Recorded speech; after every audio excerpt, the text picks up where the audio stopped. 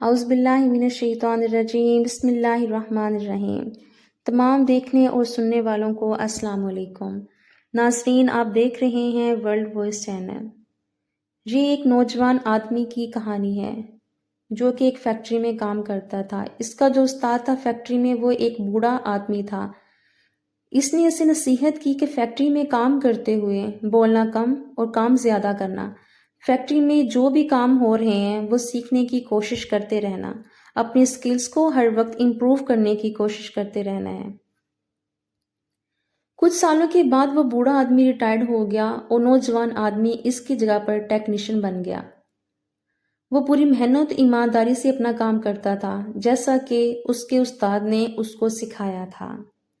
وہ اکثر اپنے استاد کو ملنے کے لیے جایا کرتا تھا۔ ایک دن وہ ملنے کے لیے گیا تو بوڑھے آدمی کو وہ تھوڑا اداس اور دکھی لگا۔ بوڑھے آدمی نے پوچھا کہ بیٹا کیا بات ہے، کوئی پرابلم ہو گئی ہے، کوئی مسئلہ ہے تو بتاؤ، شاید میں کوئی تمہاری مدد کر سکوں۔ نوجوان نے ایک ٹھنڈی سانس لی اور بولا، اتنے سالوں سے میں آپ کی ہدایت کے مطابق پوری محنت اور ایمانداری سے کام کرتا رہا ہوں۔ میں نے کام کے سلسلے میں کبھی کوئی کوتاہی نہیں کی، لیکن میں دیکھتا ہوں کہ کمپنی نے مجھے ابھی تک پروموٹ نہیں کیا، جبکہ میرے بعد آنے والے لڑکے جو کام کے حوالے سے کسی بھی طرح میرے مقابلے پر نہیں، وہ مجھ سے آگے نکل گئے ہیں۔ ان کے پاس نہ ہی میرے جتنا تجربہ ہے، نہ ہی میرے جیسی صلاحیتیں اور سکلز ہیں، لیکن کمپنی نے انہیں پروموٹ کر دیا ہے، اور میں جس نے فیکٹری کا سارا کام سنبھالا ہوا ہے، میں وہی کا وہی ہوں، اور یہ بات مجھے دکھ دیتی ہے۔ بوڑھا آدمی تھوڑی دیر سوچتا رہا اور پھر پوچھا، کیا تمہیں واقعی پورا یقین ہے کہ فیکٹری کا تمہارے بغیر گزارا نہیں چل سکتا؟ سارا کام تم نے ہی سنبھالا ہوا ہے۔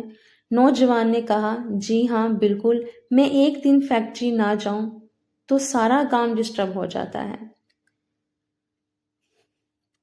بوڑھا آدمی تھوڑی دیر سوچتا رہا، پھر نوجوان کی طرف مڑا اور بولا، اگر ایسا ہے تو پھر ایک دن کے لیے فیکٹری سے چھٹی کر لو، کوئی بھی وجہ بتا کر فیکٹری سے چھٹی لے لے، تمہیں تھوڑا سا ریسٹ کرنا چاہیے۔ نوجوان آدمی پہلے تو اس نصیحت پر تھوڑا حیران ہوا، لیکن پھر جیسے جیسے وہ سوچتا گیا اسے بات کی سمجھ آتی گئی۔ اس نے اپنے استاد کا شکریہ ادا کیا اور جلدی جلدی فیکٹری جانے کے لیے ریڈی ہو گیا تاکہ چھٹی کے لیے اپلیکیشن دے سکے۔ جب وہ چھٹی کے بعد اگلے دن فیکٹری پہنچا تو مینیجر نے اسے فوراً اپنے پاس بلایا، اسے بتایا، کل جب تم فیکٹری نہیں آئے تھے تو فیکٹری کا کوئی کام بھی صحیح طریقے سے نہیں ہو پا رہا تھا۔ جو کام وہ بڑی آسانی سے کر لیتا تھا، دوسرے لوگوں کو وہ کام کرنے میں بڑی مشکلات کا سامنا کرنا پڑ رہا تھا، اور انہیں سمجھ نہیں آ رہی تھی کہ اس مسئلے کو کیسے حل کیا جائے۔ تمہاری غیر موجودگی میں صحیح معنوں میں تمہاری اہمیت کا اندازہ ہو گیا ہے کمپنی کو۔ تمہارے کام کی اہمیت کو سامنے رکھتے ہوئے کمپنی نے فیصلہ کیا ہے کہ تمہیں پروموٹ کر دیا جائے اور تمہاری تنخواہ میں بھی خاطر خواہ اضافہ کیا جائے تاکہ تمہاری حوصلہ افزائی ہو اور تم مزید محنت اور دل جمعی سے اپنا کام کر سکو۔ وہ نوجوان لڑکا دل ہی دل میں اس بوڑھے آدمی کی عقل مندی کی داد دے رہا تھا۔ اب اسے سمجھ آ گیا تھا کہ کامیابی کا راز کیا ہے۔ اس واقعے کے بعد اس نوجوان آدمی کو جب بھی اپنی تنخواہ بڑھانی ہوتی یا کوئی اور بینیفٹ لینا ہوتا تو وہ آئے دن آفس سے چھٹی کر لیتا تھا، اور پھر جب وہ دوبارہ واپس آتا تو اس کو اس کی مرضی کا فائدہ مل جاتا۔ کتنا ہی وقت ایسے ہی گزرتا رہا۔ ایک دن جب وہ چھٹی کے بعد فیکٹری آیا تو گارڈز نے اسے اندر داخل ہونے سے روک دیا۔ گارڈز نے اس کے ہاتھ میں ایک لیٹر تھما دیا جس پر صاف صاف لکھا تھا کہ اسے نوکری سے نکال دیا گیا ہے۔ وہ نوجوان آدمی یہ سب دیکھ کر بڑا حیران ہوا۔ وہ ایک شوق کی کیفیت میں تھا، اسے کچھ بھی سمجھ نہیں آ رہا تھا کہ اچانک یہ بیٹھے بٹھائے یہ سب کیا ہو گیا ہے۔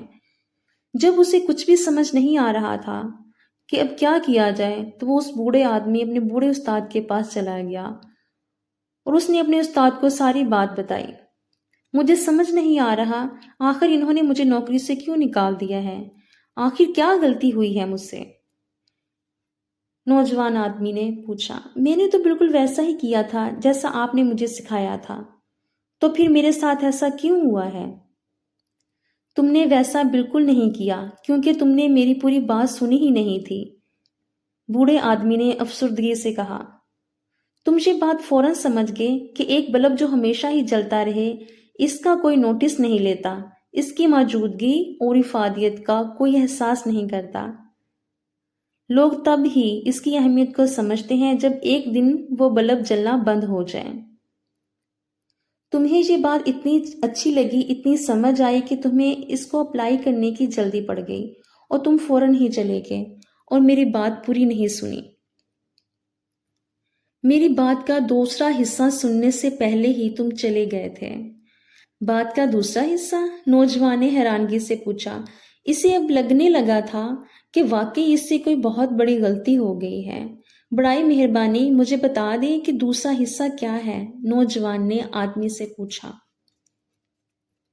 बूढ़े आदमी ने कहा कि बात का दूसरा हिस्सा पहले हिस्से की निस्बत ज्यादा अहम है। अगर किसी को ये लगने लगे कि ये बल्ब बार बार बंद हो जाता है, ये रिलायबल नहीं है, तो फिर वो बल्ब बदल दिया जाता है, इसकी जगह पर नया बल्ब लगा दिया जाता है। बूढ़े आदमी ने आस्तगी से कहा। तो दोस्तों, इस कहानी का सबसे पहला सबक ये है कि हम बहुत सी चीज़ों को, बहुत से लोगों को, बहुत से रिश्तों को, जो हमेशा हमारे लिए हर वक्त मौजूद होते हैं, फॉर ग्रांटेड ले रहे होते हैं। अक्सर हमें इनके होने का, इनकी अहमियत का एहसास तब होता है जब वो हमारी ज़िंदगी से चले जाते हैं। इसलिए किसी ऐसे दिन का इंतज़ार करने की बजाय इससे पहले ही इनकी कदर करें। और दूसरा ये कि अगर आप किसी के लिए हर वक्त ही अवेलेबल हों तो आपकी अहमियत नहीं रहती। लोगों को अपनी अहमियत का एहसास दिलाने के लिए बाज़ दफ़ा थोड़ी दूरी भी इख्तियार करनी चाहिए, लेकिन हमें इतना दूर हरगिज़ नहीं होना चाहिए कि लोग हमारे बगैर ही जीना सीख जाएं, लोग हमारे बगैर ही रहने के आदी हो जाएं। जिंदगी में हमेशा एक म्याना रवि, एक बैलेंस बना के रखना चाहिए और जिंदगी में हर रोज कुछ नया करो, कुछ नया सीखो और आगे बढ़ते जाओ। फी ईमानिल्लाह।